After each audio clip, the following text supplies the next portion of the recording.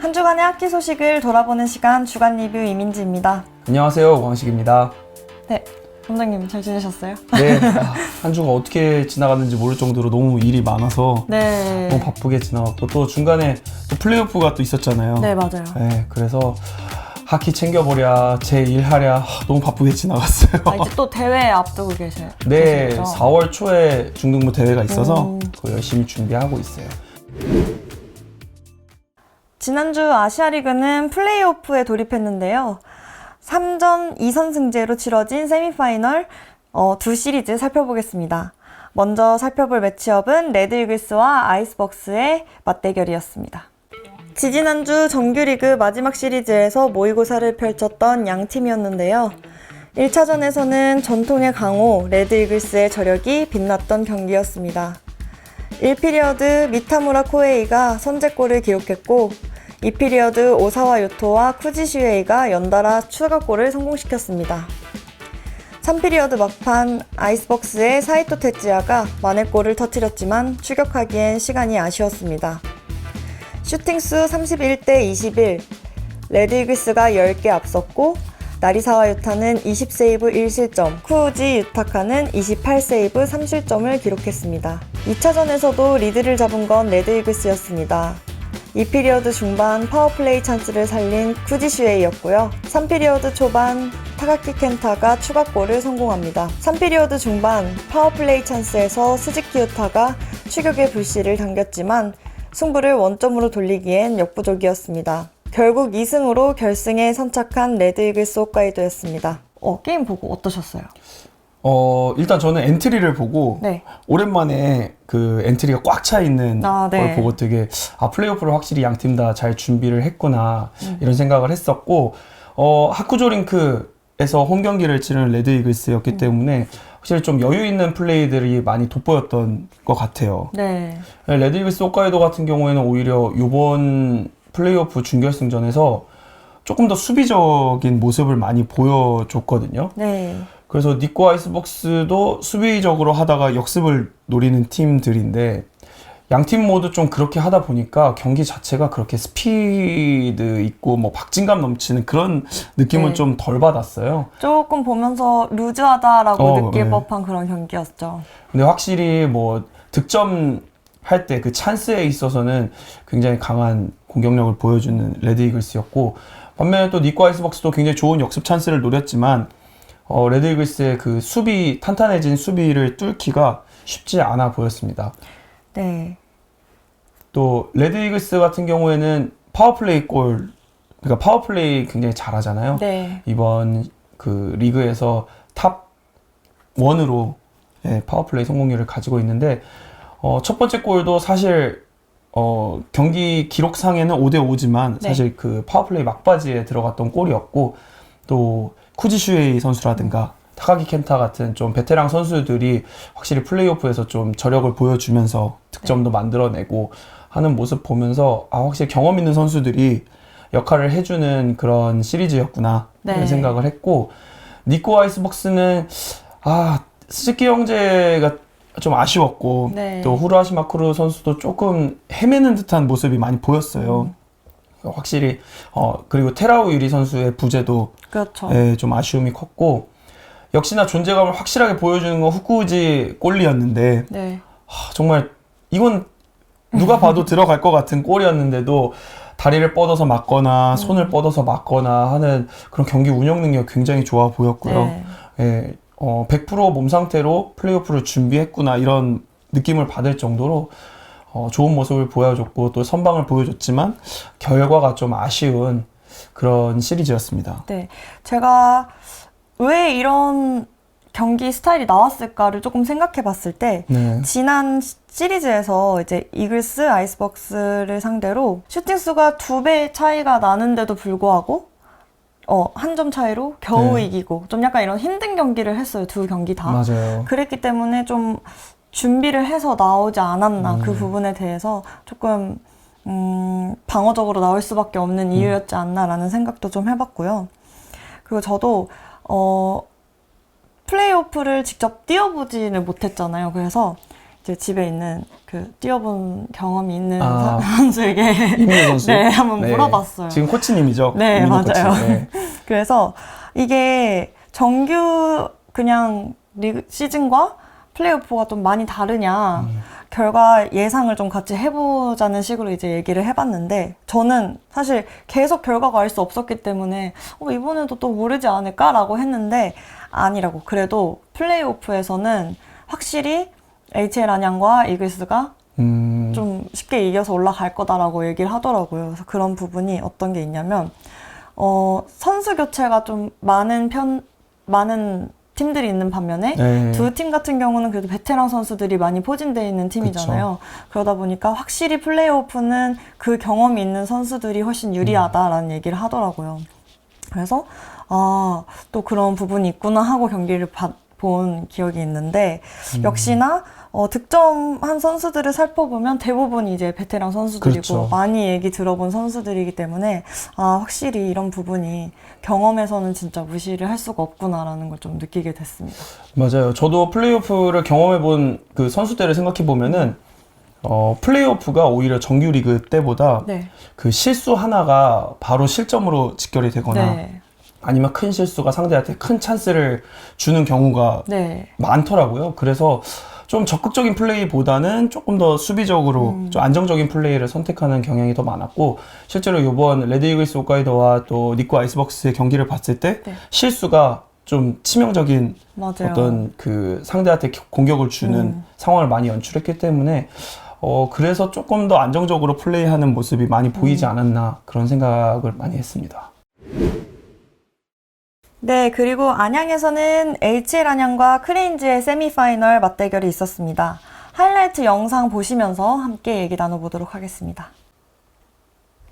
이날 플레이오프 사실 레드 이글스 홋카이도와 니코 아이스박스 경기보다 훨씬 경기의 스피드가 네. 좀 빨랐던 부분을 봤을 때 확실히 HL 안양 선수들의 그 공격 스피드가 빠르다는 걸 알 수 있었고 좀 아쉬웠던 건 역시나 좀 수비적인 부분인데 상대 역습 찬스에서 네. 퍽에 조금 더 시선이 몰리다 보니까 뺏기는 그런 부분이 있었고 그래도 역시나 공격적인 부분에서는 엄청나게 적극적으로 달려가지고 좋은 활약을 보여주는 그런 네. HL 안양이었거든요. 첫 번째 골 이렇게 송종원 선수 들어가서 골 넣을 때도 네. 사실 골대 앞으로 퍽이 아래쪽에 있었기 때문에 골대 앞으로 가지 않을 수도 있는데 그 약속된 플레이일 수도 있죠. 네. 어쨌든 저 퍽이 골대 앞으로 올라올 거다라는 뭔가 믿음이 있었기 때문에 저렇게 움직였을 거라고 생각하고 또 그 신상호 선수가 퍽 프로텍션을 하려고 했지만 놓쳤지만 끝까지 스틱 체크를 해서 골대 앞으로 올라온 퍽이 결국엔 송종원 선수가 위치 선정이 좋았다고 볼 수 있는 거거든요. 맞아요. 보고 딱 가운데로 뛰어들어가고 네. 그 사실 1피 굉장히 득점이 안 나와가지고 조금 루즈해지고 있는 타이밍에 그쵸. 먼저 득점하는 팀이 좀 확실히 기울겠다라는 생각이 들었는데 그 적절한 타이밍에 딱 득점이 나왔어요. 네. 다행히 1피 끝나기 전에 득점이 나오고 끝나서 계속해서 그렇죠. 이런 좋은 모습 많이 보였고요. 이영준 선수 라인도 역시나 그 베테랑 선수들답게 네. 되게 여유 있는 플레이, 공격 패턴 플레이 많이 만들어냈고 이주영 선수 역시나 엄청 파이팅 넘치는 네. 플레이들 계속 보여줬었고 방금 조금 전에도 굉장히 좋은 찬스가 나왔었는데 그런 것도 골로 연결되기를 바랬었는데 좀 아쉬운 부분이 있었어요. 이종민 선수 요즘에 완전 물이 올라가지고 맞아요. 계속 득점 이제 연이어서 득점하는 모습을 보여주고 있는데요. 이거 지난번에도 이야기했듯이 이종민 선수가 강한 슈팅을 굉장히 좋아했던 선수인데 지금 정확성이 플러스 되면서 네. 득점력이 많이 살아난 것 같아요. 그래서 아마 이게 플레이오프 그 파이널까지도 이 득점력이 이어지지 않을까 네. 기대를 하게 되네요. 사실 여기서는 좀 가까운 쪽 탑 코너 보통 이쪽을 많이 노리거든요. 네. 이쪽에 그 골리가 아무래도 배드 앵글이라고 해서 코너 쪽에서 슈팅이 나올 때는 골키퍼가 자세가 낮아지기 때문에 위에가 많이 비거든요. 네. 근데 오히려 그 보시면은 위쪽보다도 여기 겨드랑이 근처 쪽을 네. 노리면서 이 정도 높이에서도 그 빈 곳을 또 찾고 쏜 걸 보면은 이종민 선수 요즘에 득점력이 좀 물이 올랐다는 말을 해도 괜찮을 것 같아요. 사실 저곳을 보고 슛을 쏴라라고 연습은 많이 하지만 가장 어려운 부위잖아요, 또. 그렇죠. 물론 수비할 때 이렇게 남인도 선수가 슬라이딩 하면서까지 이렇게 막는 모습도 좋았지만 네. 그냥 제가 바깥에서 보는 입장에서 봤을 때는 조금 더 몸 포지션이 이쪽에 있어서 네. 만약에 슬라이딩을 하더라도 다리가 이쪽으로 가고 스틱이 이쪽으로 가는 모양이었으면 훨씬 좋았을 것 같아요. 그래도 이런 어떤 그 마음가짐이라든가 네. 이런 행동 자체가 굉장히 좋은 상황이었던 것 같고, 또 반면에 크리스 입장에서도 또 좋은 찬스를 만들기 위해서 패스 플레이 같은 게 굉장히 많이 좋아진 모습도 볼 수 있었고, 네. 물론 이렇게 페널티를 하면서라도 네. 어쨌든 상대의 찬스를 좀 막는 모습도 좋았습니다. 그래서 페널티 샷이 또 부과가 됐는데요. 맞아요. 근데 또 믿고 보는 맷달튼이 있어가지고, 근데 맷달튼 선수도 사실 좀 어려운 코스로 왔다고 생각을 했었는지 굉장히 파이팅 넘치게 세이브한 뒤에 상대한테 가서 그 세레머니 하는 모습도 볼 수가 있었어요. 역시 플레이오프에 올라온 팀들처럼 플레이를 한 게 저렇게 사이사이로 네. 패스도 잘 빼주고 원타이머도 날리고 또 맷달튼 골리에 또 슈퍼 세이브도 나오고 네. 참 좋은 그런 공격 패턴들도 크레이스도 네. 많이 만들었던 것 같아요. 그러니까 후쿠지 골리에 이어서 골리들의 선방쇼, 이것도 진짜 이번에 볼거리였던 것 같아요. 맞아요. 사실 그 준결승에 올라온 4개 팀 모두 다 같은 골리로 그 2개의 시합을 다 치렀거든요. 네. 그러다 보니까 골리들에 대한 그 팀의 신뢰도 알 수 있었고 확실히 좋은 모습들도 많이 보여줬습니다. 방금 완전히 단독 찬스나 네. 다름없는 그런 상황인데 앞에 맷달튼 골리가 있으니까 굉장히 어려워했던 것 같아요. 네. 그리고 이번에 신인상을 탔었죠. 이소가 이소타 네, 선수가. 이소가 이소타 네. 선수. 이건 굉장히 감각적인 굴절슛인데 맞아요. 디펜스의 패스에 이어서 툭 건드려서 방향만 바꿔서 또 슛을 쏘는 걸 보면은 어린 선수답지 않게 역시나 신인상도 따고 팀 내 득점 1위 그렇죠. 선수라고도 하는데 저희 이름 되게 많이 언급한 것 같아요. 그래서 저희도 익숙한 이름인데 역시나 이번에도 또 결정적인 골을 또 터뜨렸습니다. 저런 부분을 보면 이제 수비수 입장에선 상대 스틱 리프팅이 좀 필요하다고 생각을 했었거든요. 이렇게 뻗는 것도 굉장히 좋은 수비지만 만약에 조금 더 가까이 가서 상대 스틱을 리프팅 했으면 이런 찬스가 안 올 수도 있었는데 그런 아쉬움이 좀 있었습니다. 그리고 아무리 맷달튼 선수여도 저런 굴절되는 퍽은 막기가 쉽지가 않거든요. 네. 결국 위치에 다 있고 하더라도 상대 스틱이 살아있으면 이렇게 슛을 어디서든 쏠 수가 있으니까 그 스틱을 좀 제어해주는 게 중요할 것 같네요. 그리고 저 오츠 형제들도 굉장히 좋은 활약을 보여줬어요. 네. 사실 공격 진입하는 걸 보면 대부분이 오츠 형제들이 다 보여줬고 진짜 스피드도 엄청 좋은 선수들이죠. 맞아요. 테크닉도 좋고 운영 능력도 좋다 보니까 막기가 쉽진 않았던 것 같아요. 자, 이 세이브를 보고 역시 갓달튼이다 했는데 보고 막는 거 보셨어요? 이거를 저 슈팅을 보고 막는다는 것 자체가 역시 달튼이 달튼했다 이렇게 말하더라고요. 역시나 그 정규 리그보다 더 집중력 있는 달튼 선수였고 사실 크리스 골리 입장에서도 되게 어려운 상황들도 많이 나왔는데 좋은 모습도 또 많이 보여줬어요. 이 득점 상황도 참 안진 선수의 저 위치 선정이나 또 위로 올려줘서 골이 들어간 거 비슷한 루트잖아요. 네. 저는 브로커 사이드로 들어간 줄 알았는데 이게 다리 사이로 5홀로 들어간 골이더라고요. 전정원 선수가 뭐 다리 쪽으로 패스를 주긴 했지만 또 골대로 박진규 선수도 사수에 들어가면서 와키모토 골리가 순간적으로 퍽을 잃긴 했었거든요. 근데 저런 것도 역시나 좀 감각적인 슛이 아닐까라고 생각이 들어요. 그렇죠. 조금 패스가 다르게 왔었어도 받아서 또 바로 슈팅까지 연결하는 그런 모습이었습니다. 김기성, 김상욱 형제도 계속 좋은 공격을 만들어냈거든요. 근데 아쉽게도 골이 안 터지긴 했지만 그래도 그 찬스들이 너무나도 그 상대를 위협적으로 만드는 역할을 했기 때문에 지금 이 이현승 선수 골은 골일 뻔한 이 슈팅도 와키모토 골리가 너무 잘 네, 막아줬어요. 맞아요. 저 들어간 줄 알았는데 네. 막았더라고요. 위로 쐈으면 더 좋았을 텐데 아마 위로 쏘고 싶었을 거예요. 네. 근데 위로 못 쏜 것 같고 3대1이다 보니까 스코어가 크레인스 선수들도 끝까지 포기하지 않는 모습을 보여주긴 했었는데 참 그 스피드가 조금 아쉬운 부분도 있었어요. 네.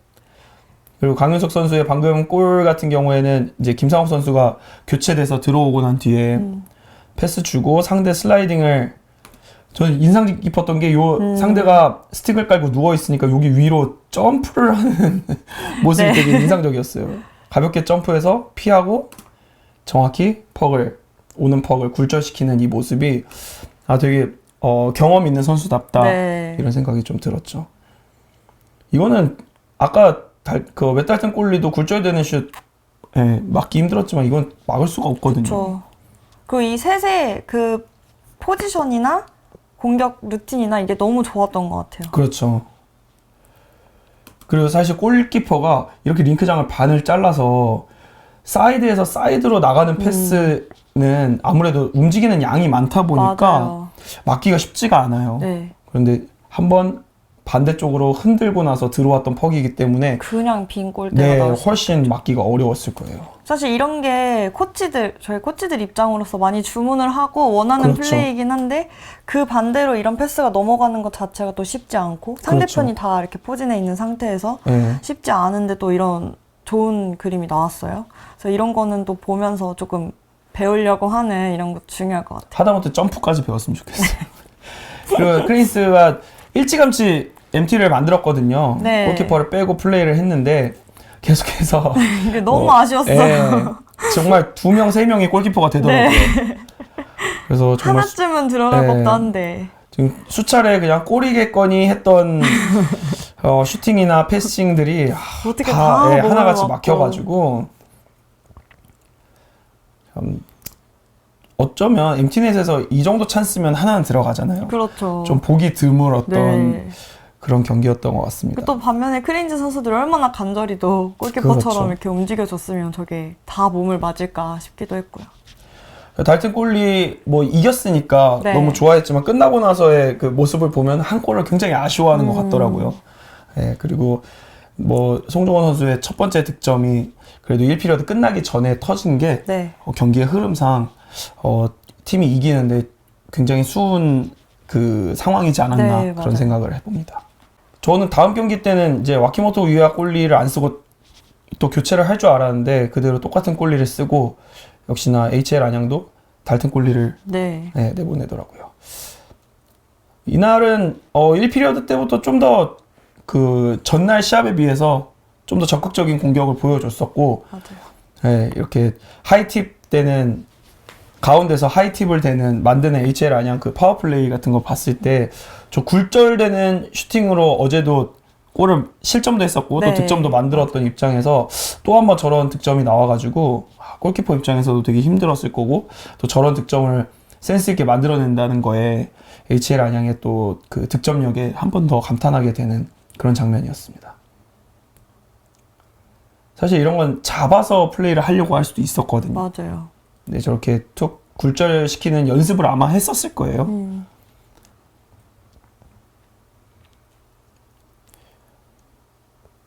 계속 이렇게 오츠 형제들의 이런 플레이 같은 걸 보면 순간적인 역습 찬스 또 정말 패스 한 길밖에 안 보이는 그 패스 길에 정확하게 타이밍 맞춰서 패스를 찔러주는 것도 굉장히 좋았고 역시나 HL 안양 같은 경우에도 디펜스 가담해서 공격을 계속 만들어내는 모습도 굉장히 좋았거든요. 확실히 전날보다는 서로 더 적극적이게 바뀐 모습이었어요. 맞아요. 이런 그 플리 패스라고 하잖아요. 네. 살짝 띄워서 주는 패스 같은 것도 이토겐고 이런 패스 같은 것도 보면은 제가 봐도 되게 잘한다. 테크닉이 굉장히 하이 레벨 테크닉이거든요.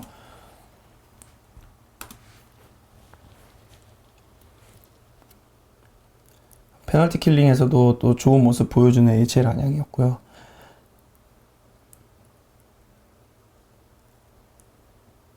뭐 저만 느꼈는지 모르겠는데 김기성, 김상욱 선수가 두 번째 날 좀 더 적극적이고 네, 그런 모습을 보여줬었어요. 네. 그러다 보니까 지금 김기성 선수의 이런 페널티도 나오긴 했는데 네.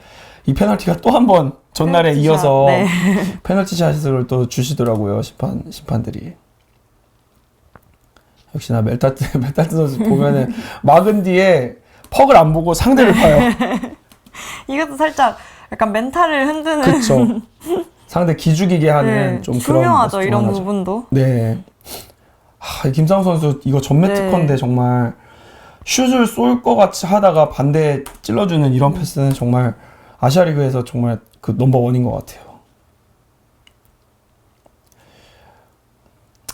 참 수비수들이 네. 틈을 보여주면은 크레인스는 그 틈을 늘 파고들려고 했었고, 하지만 이제 맷달튼 선수의 활약이 또 있었고,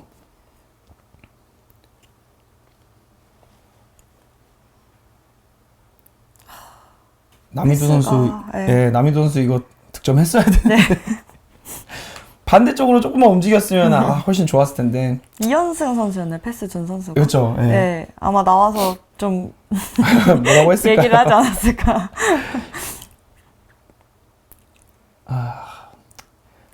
확실히 남이두 선수가 키가 크다 보니까 몸을 깔고 이렇게 슬라이딩을 했을 때 효과가 좋은 것 같아요. 늘 제가 보면서 참 늘 아쉽다고 생각하는 게 상대 스틱보다 상대의 몸을 밀려고, 물론 이 박스에 못 들어오게 박스아웃을 해주는 게 맞는 거긴 하지만 네. 상대 스틱 리프팅 하는 것도 굉장히 그 실점하는데 그 효과적으로 막을 수 있거든요. 네. 방금 달튼 선수가 막은 거는 이제 유범석 선수 발 맞고 네, 굴절된 맞아요. 퍽이었지만, 상대가 이렇게 골대 앞으로 사수에 들어올 때는 상대 스틱을 한 번씩 봐주면 좋을 것 같아요.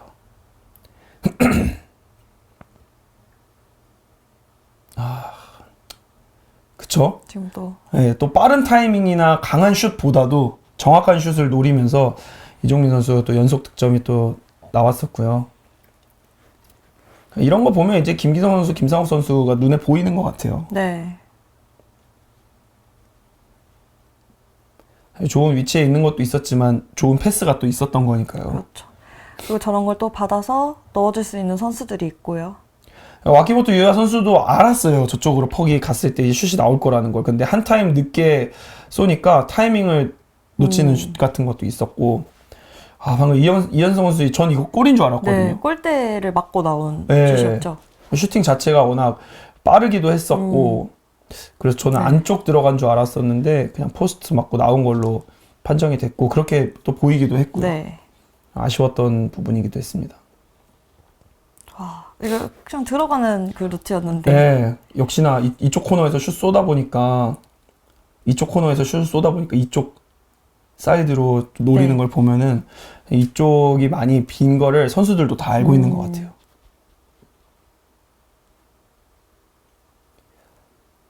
참 순간적으로 가운데로 그 하우스로 들어오는 이 능력들은 크레인스도 굉장히 좋거든요.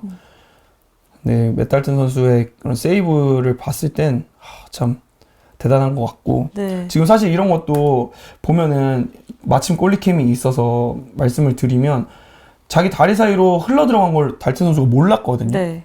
그렇지만 상대 선수들이 순간적으로 또 다시 움직이는 걸 보고 이 근처 어딘가에 있겠다라는 걸 본능적으로 알고 바로 뒤로 누웠거든요. 사실 이런 것도 베테랑 골리기 때문에 할 수 있는 거지. 그렇죠. 아마 그 어린 선수들 골리들 같은 경우에 아마 플레이를 멈췄을 수도 있어요. 네.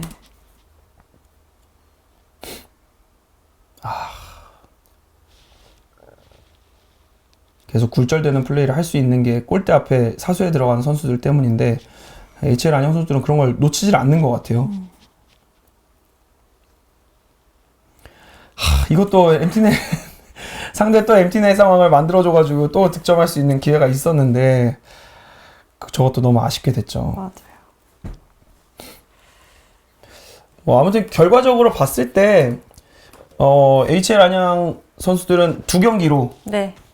결승 진출을 마무리를 한 거니까 일단 체력적으로 조금 더 보완이 됐을 거라고 생각하고, 네.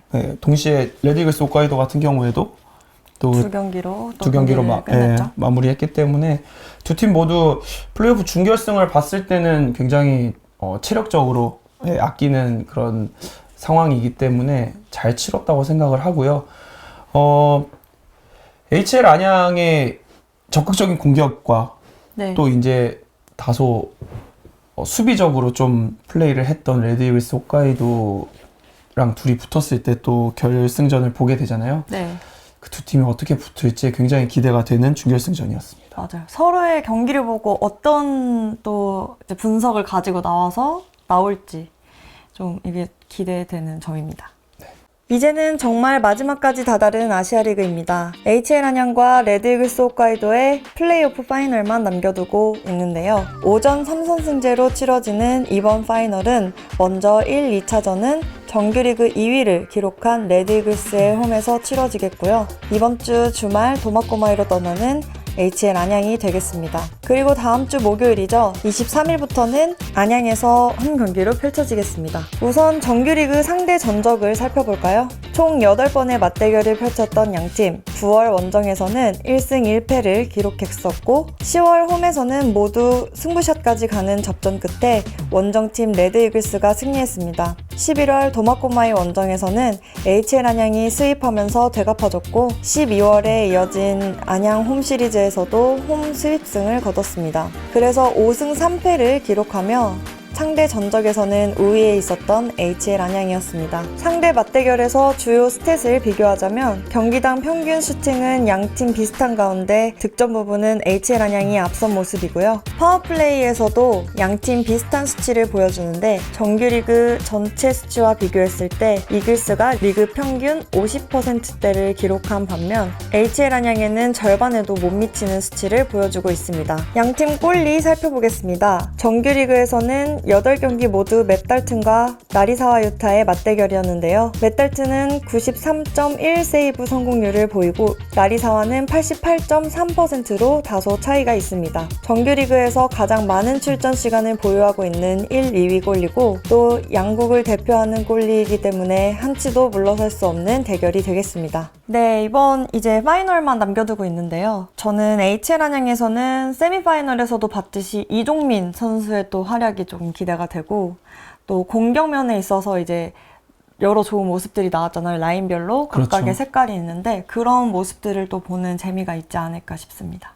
마침 그 라인이랑 선수 이야기를 하셔서 그러는데 양 팀 다 한 세 번째 라인까지는 정말 그 누가 뭐 잘한다 못한다 이런 얘기를 할 수 없을 정도로 베테랑 선수들과 또 그러니까 신구의 조합이 굉장히 잘 돼 있는 네. 양 팀이거든요.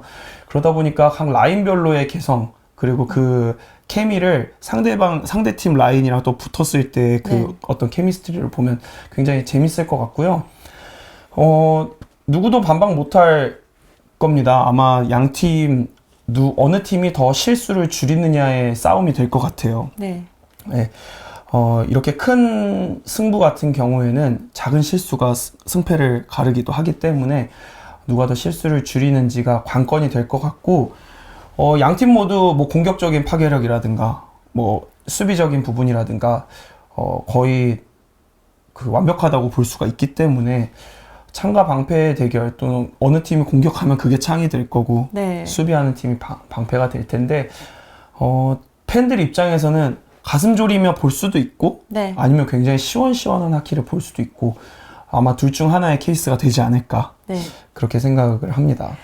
그래도 또 좋은 점 중에 하나는 최종적으로 정말 그 파이널 경기는 한국에서 볼 수 있잖아요. 그렇죠. 네, 그러니까 직접 또 가서 눈으로도 볼 수 있고 그런 현장 분위기도 느낄 수 있기 때문에 좀 더 좋은 것 같아요. 그러니까 많은 분들이 물어보시더라고요. 왜 조 1위고 이겼는데 네.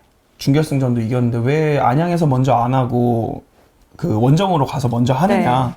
그래서 오전 3선승제고 두 번의 그 경기 결과로는 승패가 나지 않기 때문에 네. 그래서 먼저 그 1위 팀이 아닌 그 아래팀 네. 1위 아래팀과 먼저 2차전을 치르고 그리고 홈으로 돌아와서 이제 3연전이 될지 아니면 네. 한 경기, 두 경기가 될지 어쨌든 홈에서 진짜 우승컵을 들어올릴 수 있는 기회가 주어지는 거잖아요. 네. 그렇기 때문에 먼저 원정 가서 두 개의 경기를 치르고 오는 거니까 그렇게 알고 계시면 될 것 같고요. 근데 또 반면에 그래서 우리 홈에서 우승 트로피를 들어 올릴 수 있어서 너무 좋다 하는 반면에 원정팀이 만약에 승리를 하게 되면 또 반대의 경우가 나오는 거기 때문에 그렇죠. 사실 HL 안양 같은 경우에는 우승할 때 원정 가가지고 정규리그 우승도 했고 네, 자력으로 맞아요. 우승하는 것도 있었고 홈 팬분들 사이에서 우승하는 거를 꿈꾸기 때문에 모든 선수들이 그런 이벤트 차원에서 그 원정 경기를 먼저 앞에 네. 2차전을 준비한 것도 있고 또 어쨌든 우승이기 때문에 네. 원정 가서 우승을 하더라도 홈 팬분들도 한국에서도 이해하실 거고 아니면 일본 팬분들도 일본에서 이해를 할 거고 팬분들은 다 축하를 해줄 거고 아마 자국으로 돌아가게 되면은 또 우승 세레머니를 네. 따로 할 거기 때문에 그런 부분은 선수들이든 팬분들이든 그저 요번 결승전 경기만을 먼저 네. 봐야 될 것 같아요. 세미파이널에서 맷달튼 선수, 나리사와 유타 두 골키퍼 모두 좋은 모습을 보여줬잖아요. 네. 이제 안정적으로 보여줬고, 양 팀의 전적에 따른 어떤 세이브율을 봤을 땐 맷달튼이 좀 더 올라와 있지만, 그건 정규리그고, 네. 플레이오프는 또 한 경기 한 경기, 고작 5경기 하는 시합이기 때문에, 여기서는, 골키퍼뿐만 아니라, 플레이어들이 또 어떤 모습을 보여줄지가 중요할 것 같습니다.